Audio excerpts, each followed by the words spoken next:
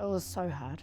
There was so many demons going in my head, and I wanted to give up on life so many times because I couldn't stand who I was. I hated me.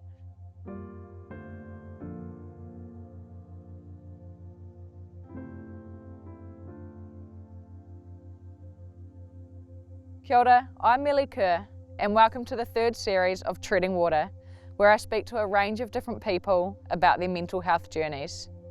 Today, I'm speaking with Motu. What was life like for you growing up? Oh, the young Mia growing up as a kid was rough, rugged and ruthless. That's how it was for me. You know, I lived off the land. I definitely loved being out in the nature, in the beach, and just really enjoying family time. It made me the person I am today too. I was really in tune to my Whakapapa back home in Te Rarawa. It was my marae, and Pukiporo was the hometown. And I knew my ancestors, I knew my language. I was grateful that I learnt that through being on a marae. And then when you were young, you moved to Auckland. How did you find that? I struggled. I was very angry. I was angry at the world. I was angry at my parents for pulling me away from somewhere that I loved, I enjoyed. And I didn't quite understand why we left home. I felt like I was losing my inner being and on who I was. And so I parted from that, being brought up in Auckland. What got you into boxing? At the start, as a young kid, my mum got me into boxing to get me fit. I did not want to be a professional boxer. I was bloody scared. I was very fearful at that time because my mental health wasn't great. And so my coach Isaac dragged me along and forced me to do professional boxing. And I thought, what does he see in me that would make me be the next world champion? Like, honestly, I am terrible. And that's how I viewed myself, and that's how I valued myself. I didn't see any goodness in me. I thought he was delusional. I literally thought he was delusional. I thought he was just saying things to make me feel good, but he actually saw potential. So for him to believe in me was shocking. I didn't want to believe it. So I kind of tried to push, I kept pushing it away. And what made it even worse was because I didn't trust males. Because I had my dad walk out on, he left my mum at such a young age. And my dad was my best friend. So losing that was I felt like my heart had gone. I was 17 when I met my first boyfriend. I thought I was on cloud 9. That was the best way to put it. Because he made me feel loved, and I was seeking for that male attention. So I just felt great. And I was like, wow, I haven't felt like this since I was back home. At the end of the year, I literally found out I was pregnant. I didn't know how to take it. I was brought up in faith, and my mum was a strong believer in faith. So you're gonna get married, you don't have a choice, you laid in bed, you made a commitment. And I was like, don't I have a say? And she was just like, no. I lost communication with my mum. I was really silenced. So I had to learn that. I had to learn about life through my boyfriend, who I eventually found out was, he come from a gang family. And that's when it all changed for me. I went from a loving, kind family, and I distanced myself from that, and I ended up falling into my partner's family and understanding and learning their life and their cycle. And I started falling for that because no one taught me about adulthood. And so I only knew how to live adulthood in the gang life. And that's what became my new normal. Did it suddenly happen when the abuse started, or was it a build-up? It started off with mental abuse and slowly breaking me down. I didn't understand it, but it was slowly breaking me, and that I was losing confidence, and then also stripping me away from my family and saying that my family are the demons. So when I was mentally getting abused first, I thought that was okay. And then the hitting came, the physical. And I was shocked because I've never had it in my family. So it hit me and I froze. I didn't know what to do.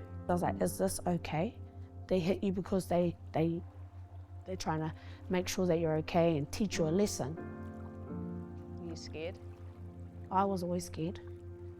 I lived in fear for so long.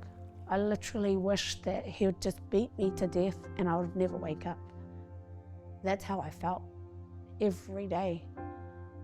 And I would look at myself in the mirror and I'd be disgusted at who I am. I didn't even know who I was.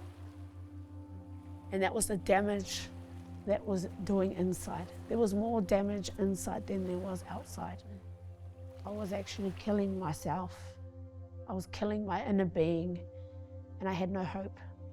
The only hope that I had was my children. It was my kids that were keeping me alive. It took me 8 years to find a way out, but my way out was my daughter. She would have been 7, and she showed the biggest strength and the biggest courage that I still can't comprehend today. And I still don't understand where she gets that strength. And if it wasn't for her, I wouldn't be the woman I am today. She is my rock, my daughter, but she gave her life up to rescue me. She didn't want to see me die.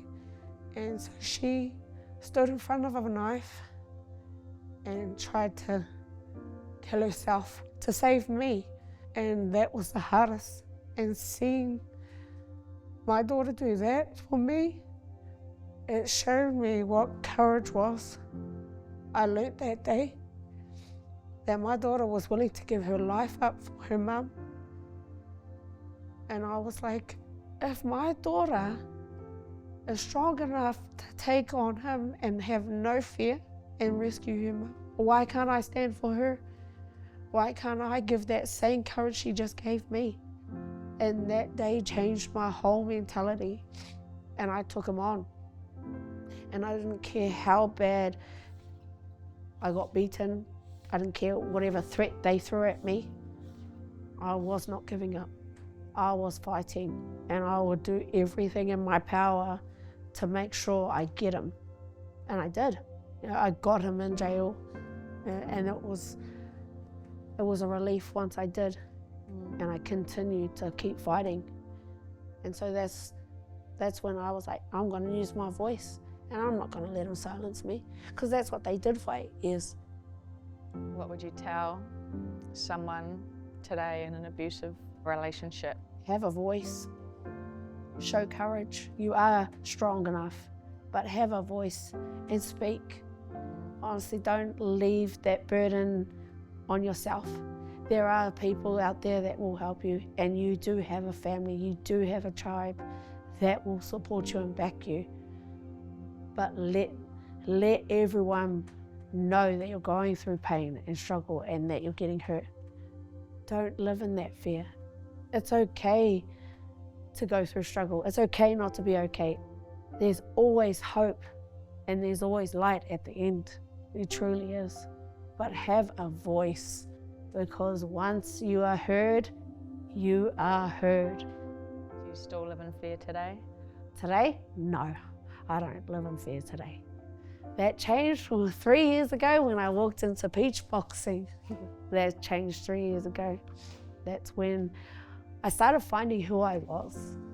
I started not just using my voice, but sharing my journey and what I had been through. Why do you think boxing's helped your mental health? It's taught me how to stay calm, how to control my anger, and to lash my anger out in the right way, which is on the bag and in boxing and training. So expressing myself, I get to be who I am in boxing. How important is hope when you're struggling? Hope is the key. It literally is for me. Hope, if you hold on to hope, it gives you strength, because it gets you there. Because if you hold on to that hope, that's the light. The hope is the light. I look into the mirror today, I love me. I love looking at me. I'm proud of who I am. When I look into the mirror, I know my identity. I've got so much to give, and there's plenty more. I've only just started. And I look into the mirror, I see no limits. I don't title myself. There's no limit, and I'm gonna keep going. Yes, I'm proud of where I am as a fighter, but I'm more proud of where I'm going. I want to change the narrative, and I'll change the narrative even if I change one person. That's changing the world.